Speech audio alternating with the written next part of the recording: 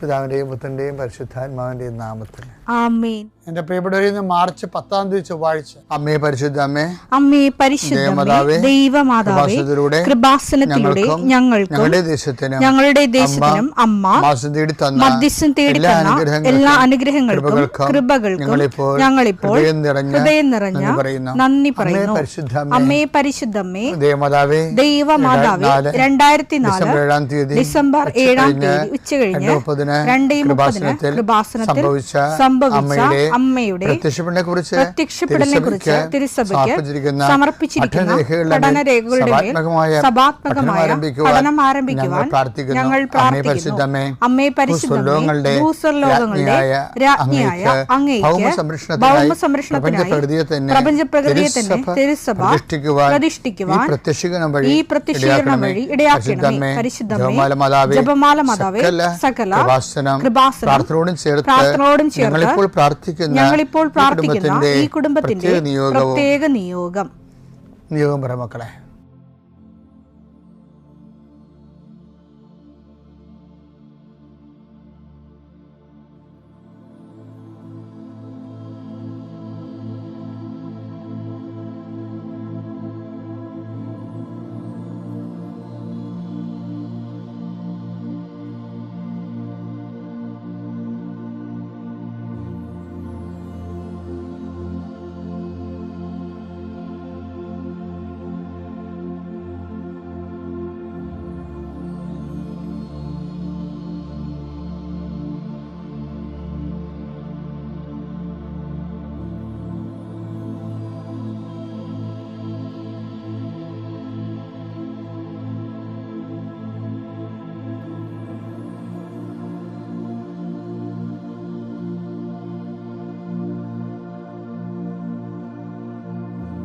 അമ്മയുടെ പ്രത്യക്ഷീകരണത്തിന്റെ ഈ അനുഗ്രഹവേളയിൽ ഞങ്ങൾക്ക് സാധിച്ചു തരുവാൻ കനിയണമേ.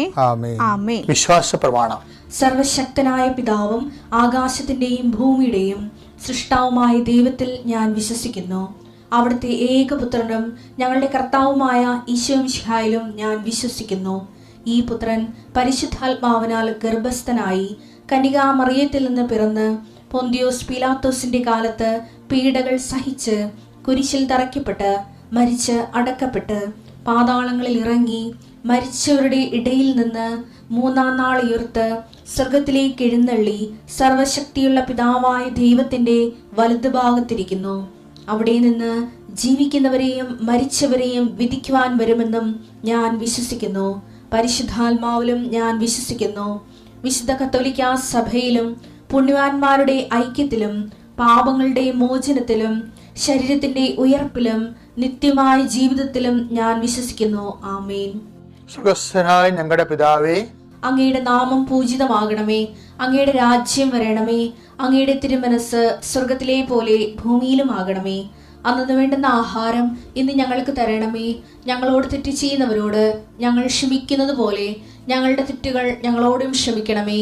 ഞങ്ങളെ പ്രലോഭനത്തിൽ ഉൾപ്പെടുത്തരുതേ, തിന്മയിൽ ഞങ്ങൾ രക്ഷിക്കണമേ. ആമേൻ. നന്മ നിറഞ്ഞ മറിയമേ, സ്വസ്തി. കർത്താവ് അങ്ങയുടെ കൂടെ സ്ത്രീകളിൽ അങ്ങ് അനുഗ്രഹിക്കപ്പെട്ടവളാകുന്നു. അങ്ങയുടെ ഉദരത്തിൻ ഫലമായി ഈശോ അനുഗ്രഹിക്കപ്പെട്ടവനാകുന്നു. പരിശുദ്ധ മറിയമേ, തമ്പുരാന്റെ അമ്മേ, പാപികളായ ഞങ്ങൾക്ക് വേണ്ടി ഇപ്പോഴും ഞങ്ങളുടെ മരണസമയത്തും തമ്പുരാനോട് അപേക്ഷിക്കണമേ. ആമേൻ. എൻ്റെ കർത്താവേ, നിന്റെ ഉന്നതമായ നാമത്തിന് സ്വസ്ഥം ചെയ്യുന്നു. കർത്താവ്, രേഖകളെ സംബന്ധിച്ച് പ്രാർത്ഥിക്കണേ ചെയ്യേ. രേഖകൾ കയ്യിലില്ലെങ്കിൽ പോലും മനസ്സുകൊണ്ട് നിങ്ങൾ ആ രേഖകൾ നിങ്ങളുടെ കയ്യിൽ ഓർക്കുക. ചിലപ്പോൾ മാർക്ക് ലിസ്റ്റ് ആകും, ചിലപ്പോൾ സർട്ടിഫിക്കറ്റ് ആകും, ചിലപ്പോൾ ഹോൾ ടിക്കറ്റ് ആകും, ചിലപ്പോൾ പ്രമാണമാകും, ചിലപ്പോൾ നക്കലാകും, ചിലപ്പോൾ പറമ്പ് തരം മാറ്റാനുള്ള അപേക്ഷയാകും, ചിലപ്പോൾ നിങ്ങൾക്ക് വീടിന് നമ്പർ കിട്ടാൻ വേണ്ടിയുള്ള പ്രയാസത്തിൻ്റെ അതിനുള്ള അപേക്ഷ. എല്ലാം മനസ്സുകൊണ്ട് ഓർക്കുക. ആ രേഖകൾ ലഭിക്കാൻ ആവശ്യമായ രേഖകൾ വിസയുടെ രേഖകളാകാം, അല്ലെങ്കിൽ ഇൻ്റർവ്യൂവിൻ്റെ രേഖകളാകാം, അല്ലെങ്കിൽ വിസ ഇൻ്റർവ്യൂ ആകാം. എല്ലാം രേഖകൾ മനസ്സിൽ ഓർക്കുക. നിങ്ങളുടെ ഫയലിലുള്ള മുഴുവൻ രേഖകൾ നിങ്ങൾ ആരെങ്കിലും പ്രൊഡ്യൂസ് ചെയ്യാൻ വില്ലേജ് ഓഫീസർ തൊട്ട് കളക്ടർ വരെ മന്ത്രി വരെ നിങ്ങളുടെ ഓരോരോ കമ്പനികളിൽ CEO വരെ ബോസ് വരെ സമർപ്പിക്കാനുള്ള എല്ലാ രേഖകളും മനസ്സിൽ സൂക്ഷിക്കുക. കർത്താവേ, അങ്ങയുടെ മക്കളുടെ രേഖകൾ ഞാനിന്ന് പ്രാർത്ഥിക്കുകയാണ്. ചിലക്ക് രേഖകളില്ല, ചിലക്ക് നഷ്ടപ്പെട്ടു, ചിലക്ക് കിട്ടാനിരിക്കുന്നതേ ഉള്ളൂ, സമയത്ത് കിട്ടണില്ല. അങ്ങനെയുള്ള എല്ലാ രേഖകളും, ചിലക്ക് രേഖ കൊടുക്കണില്ല, മനഃപൂർവ്വം കൊടുക്കണില്ല, കൈക്കൂലി ഇല്ലാത്തവന് കൊടുക്കണില്ല, അല്ലെങ്കിൽ അവരുടെ ആയിട്ടുള്ള വൈകല്യങ്ങളുള്ളതുകൊണ്ട് കൊടുക്കണില്ല, അല്ലെങ്കിൽ വേറെ താല്പര്യങ്ങളുള്ളതുകൊണ്ട് കൊടുക്കണില്ല. അങ്ങനെയുള്ള പൈശാചികമായ തടസ്സങ്ങൾ യേശുക്രിസ്തു ഉന്നതമായ നാമത്തിൽ സഭയുടെ അധികാരത്തിൽ കുരിശിൻ്റെ അടയാളത്തിൽ 40 വർഷം ഞാൻ അർപ്പിച്ച കൃപാന്റെ ശക്തിയാൽ കൃപാസ്ഥാനത്താറെ ജീവനോടെ പ്രത്യക്ഷപ്പെട്ട മാതാവിൻ്റെ മധ്യസ്ഥത്താൽ നിൻ്റെ മുഴുവൻ രേഖകളെ അതിൻ്റെ തടസ്സങ്ങൾ വിടുവിക്കുകയും നിന്നെ അനുഗ്രഹിക്കുകയും ചെയ്യുന്നു. നിത്യപിതാപുത്രൻ പരിശുദ്ധാത്മാവിൽ നീക്കാമേ. നമ്മുടെ ധൂർത്തപുത്രൻ്റെ പുനർവായനയാണ്. ധൂർത്തപുത്രൻ്റെ പുനർവായനയിൽ എന്നെ സ്വാധീനിച്ച ധൂർത്തപുത്രൻ്റെ തിരിച്ചുവരവിൻ്റെ ഏറ്റവും വലിയ എന്നുവെച്ചാൽ ഒരു കുതിരപ്പവൻ കൊടുക്കാൻ പറ്റിയ ഒരു സംഭവമുണ്ട് എൻ്റെ അടുത്ത്. എന്താണെന്നറിയാമോ? അവൻ തിരിച്ചു വരാൻ തീരുമാനിച്ചതാ. എന്താ അതിനെക്കുറിച്ച് ബൈബിൾ പറഞ്ഞെന്ന് നോക്കിയേ. ലൂക്ക 15:18. ഞാൻ എഴുന്നേറ്റ് എന്റെ പിതാവിന്റെ അടുത്തേക്ക് പോകും. എന്റെ പിതാവിന്റെ അടുക്കിലേക്ക് പോകും. ഞാൻ അവനോട് പറയും. പിതാവേ, സ്വർഗത്തിനെതിരായും നിന്റെ മുമ്പിലും ഞാൻ പാപം ചെയ്തു. അതായത് ഇപ്പോഴും ആളിന് അസ്തമിക്കാത്തൊരു സംഭവമുണ്ട്. ധൂർത്തപുത്രൻ്റെ ആത്മാവിന് അസ്തമിക്കാതെ കിടക്കുന്ന ഒരു സംഭവമുണ്ട്. എന്താണ്? പിതാവിൻ്റെ സ്നേഹത്തെക്കുറിച്ചുള്ള അനുഭവങ്ങൾ. അത് ശരിക്കും നമ്മൾ അംഗീകരിക്കേണ്ട സംഭവമാണ്. നമ്മൾ എന്ത് പാപാവസ്ഥ, ഇപ്പം എന്തെല്ലാം പാപാവസ്ഥയിൽ മനുഷ്യൻ ജീവിക്കുന്നു ഇല്ലേ? പക്ഷേ ചില ആൾക്കാർ മാത്രമേ ഈ ആനുകൂല്യം പ്രയോജനപ്പെടുത്തണുള്ളൂ. എന്താണ്?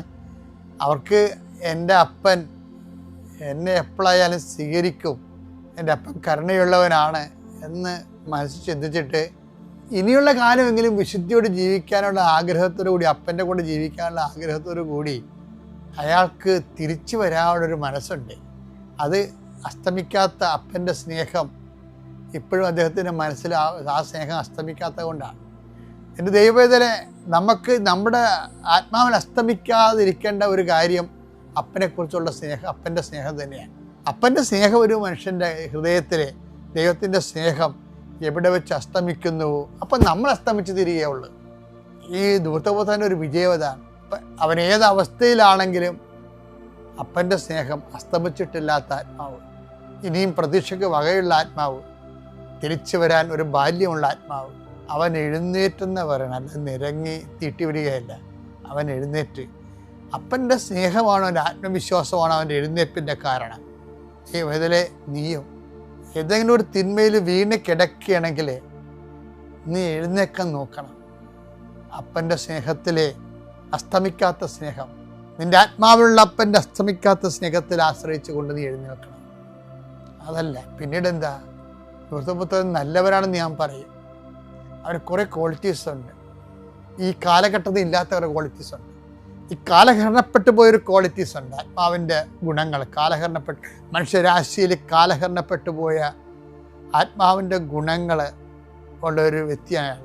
എന്താ അയാൾക്ക് ദുരഭിമാനമില്ല. ദുരഭിമാനം എന്ന് പറഞ്ഞാൽ നിസ്സാരമല്ല. ഒരു മനുഷ്യനെ പിശാച് പൂർണ്ണമായി ആവേശിച്ച് കഴിയുമ്പോൾ, അടിമയാക്കി കഴിയുമ്പോൾ അവന് ഉണ്ടാകുന്ന ഒരു ബോധമാണ് ദുരഭിമാനം. ഇത് ജോസഫിൻ്റെ വേർഷനാണ്. നിങ്ങളെല്ലാം അതിൻ്റെ മുഴുവനായിട്ട് ഉൾക്കൊള്ളണമെന്നില്ല. എന്നാലും ഈ ദുരഭിമാനം ഭയങ്കരമാണ്.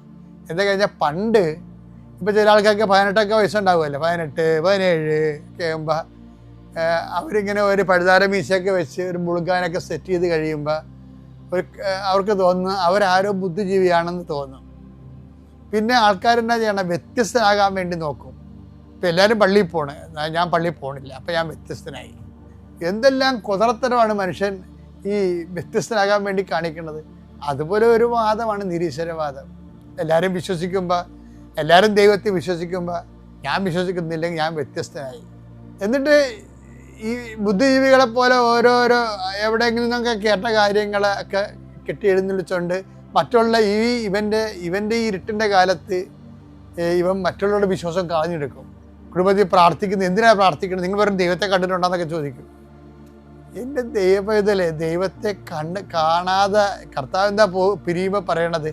കാണാതെ വിശ്വസിക്കുന്നവർ ഭാഗ്യവാന്മാർ. എനിക്കാ ഭാഗ്യം ഇല്ലാതെയായിപ്പോയി. ഞാൻ ഇന്ന് ചില അമ്മയെ ഞാൻ നേരിട്ട് കണ്ടതല്ലേ, അപ്പോൾ ഞാൻ ഓർക്കും ദൈവമേ കണ്ടത് വലിയ അനുഗ്രഹമായിപ്പോയി. അതിൻ്റെ പേരിൽ അമ്മ പ്രത്യക്ഷീകരണത്തിൻ്റെ ഭാഗമായി ഉടമ്പടി തന്നു. ലക്ഷക്കണക്കിന് മനുഷ്യർ കുടുംബത്തിൽ ജീവിത വിശുദ്ധീകരണവും സുവിശേഷ സാക്ഷ്യം സംഭവിച്ചു. പക്ഷേ എന്നാലും കാണുമ്പോൾ ഉണ്ടാകുമ്പോൾ ഒരു വിഷയം, ആ ഫസ്റ്റ് ലെവലുണ്ടല്ലോ, കാണാതെ വിശ്വസിച്ചുകൊണ്ട് വിശ്വാസത്തിൻ്റെ പേരിൽ ജീവിക്കണ ഒരു കോടിക്കോടി തലമുറകളുണ്ട് ഇവിടെ. അവരൊക്കെ ഈശോ ബ്ലെസ് ചെയ്തിട്ടുണ്ട്. അവസാനം അവരെ ബ്ലെസ് ചെയ്തിട്ടുകൊണ്ടാണ് അവൻ സ്വർഗാരോഹണം ചെയ്യണത്. വീണ്ടും വരുമ്പോൾ കാണാമെന്നും പറഞ്ഞു. അത് വല്ലാത്ത പുറത്തിലാണത്. അവനെ അവസാനം ഈശോ ബ്ലെസ് ചെയ്യണത് ആരെയാണ് ബ്ലെസ് ചെയ്യണത്? കാണാതെ വിശ്വസിക്കുന്നവർ ഭാഗ്യവാന്മാർ എന്നും പറഞ്ഞ് അവൻ മറഞ്ഞു പോകുമ്പോൾ അവൻ്റെ മനസ്സിലുള്ള എന്താണ്? കാണാതെ വിശ്വസിക്കുന്നവർക്കെല്ലാം ഞാൻ വീണ്ടും വരുമ്പോൾ കാണാമെന്നും പറഞ്ഞ ഞാൻ പോണത്. അപ്പം ആ ഒരു ചിലർ ഈ കാണാതെ വിശ്വസിക്കുന്ന ആൾക്കാരാണ് യഥാർത്ഥ വിശ്വാസത്തിലേക്ക് വരണമെന്നാണ് ഈശോ അവസാനം പറഞ്ഞത്. പക്ഷേ നമ്മൾ ചിന്തിച്ച് നോക്കുമ്പോൾ ഈ വിശ്വാസം ഇല്ല എന്നും പറഞ്ഞുകൊണ്ട്, വിശ്വാസം ഉള്ളിലുണ്ടാവും, പക്ഷേ താൻ വ്യത്യസ്തനാകാൻ വേണ്ടി മറ്റുള്ളവരുടെ മുമ്പിലൊക്കെ വിശ്വാസം തള്ളിപ്പറയും. പിന്നെ കച്ചവടക്കാരും വിശ്വാസം തള്ളിപ്പറയും. ഓട്ടോറിക്ഷക്കാരും ചില ആൾക്കാർ എല്ലാ ദൈവങ്ങളെയും വെച്ചേക്കല്ലേ, ഏത് ദൈവങ്ങളായാലും കുഴപ്പമില്ല, എൻ്റെ വണ്ടിയൊക്കെ അറിയാൻ മതി എന്നുള്ള അത് കച്ചവടമാണത്. അതുപോലെ തന്നെ എല്ലാവരുടെ ജീവിതത്തിലൊക്കെ ഉണ്ടാവും. ഇപ്പം സിനിമാരന്മാരും പാട്ടുകാരും ഒക്കെ ദൈവത്തെ തള്ളി പറയുന്നവരുണ്ട്. എന്നിട്ട് എല്ലാ ഡയറക്ടേഴ്സ് എവിടെ നിന്നാണ് കൂടുതൽ പൈസ കിട്ടുന്നത് അവരേക്ക് ചാഞ്ഞ് നിൽക്കും. കച്ചവടമാണ്. കച്ചവടം ചെയ്യുന്നവരുടെ പ്രലോഭനം എന്നുകൊണ്ട് നിസ്സാര പ്രലോഭനമൊന്നും അല്ലത്.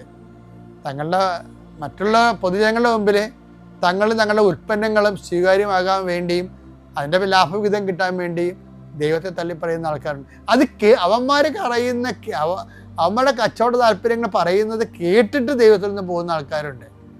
പക്ഷെ പോയി കഴിഞ്ഞ് ചില ആൾക്കൊക്കെ തിരിച്ചു വരാൻ പറ്റത്തില്ല. അതെന്താണ്?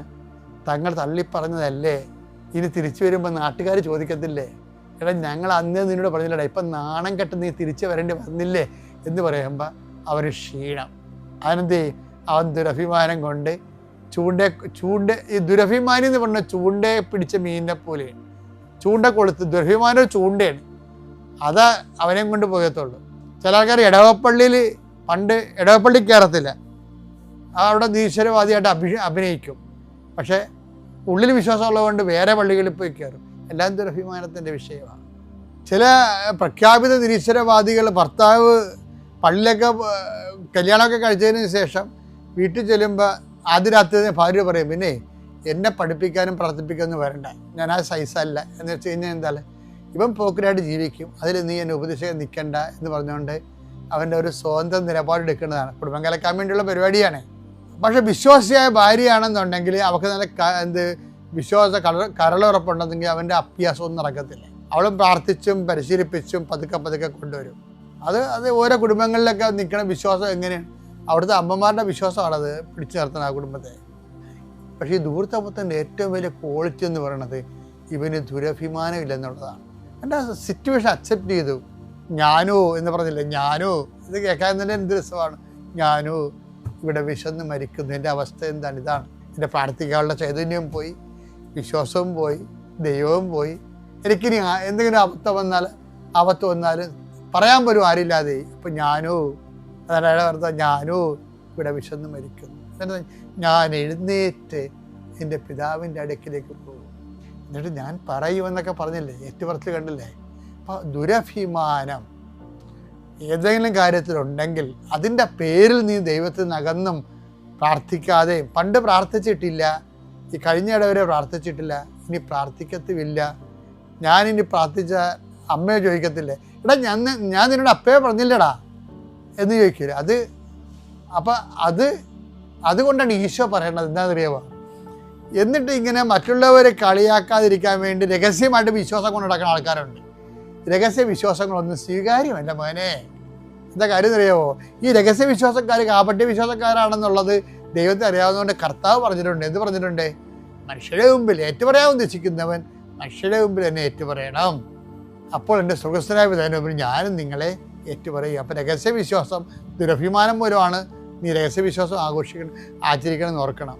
ഈ നോൻപ് കാലം എല്ലാ ദുരഭിമാനവും വിട്ടിട്ട് ദൈവത്തിലേക്ക് ദൂർത്തപുത്രം തിരിച്ചു വന്നിട്ട് അവൻ്റെ ആശ്ലേഷത്തിൽ മുഴുകേണ്ട ഒരു കാലമാണ്. ദൈവം അനുഗ്രഹിക്കട്ടെ. പിതാവിൻ്റെയും പുത്രൻ്റെയും പരിശുദ്ധാത്മാവിൻ്റെയും നാമം.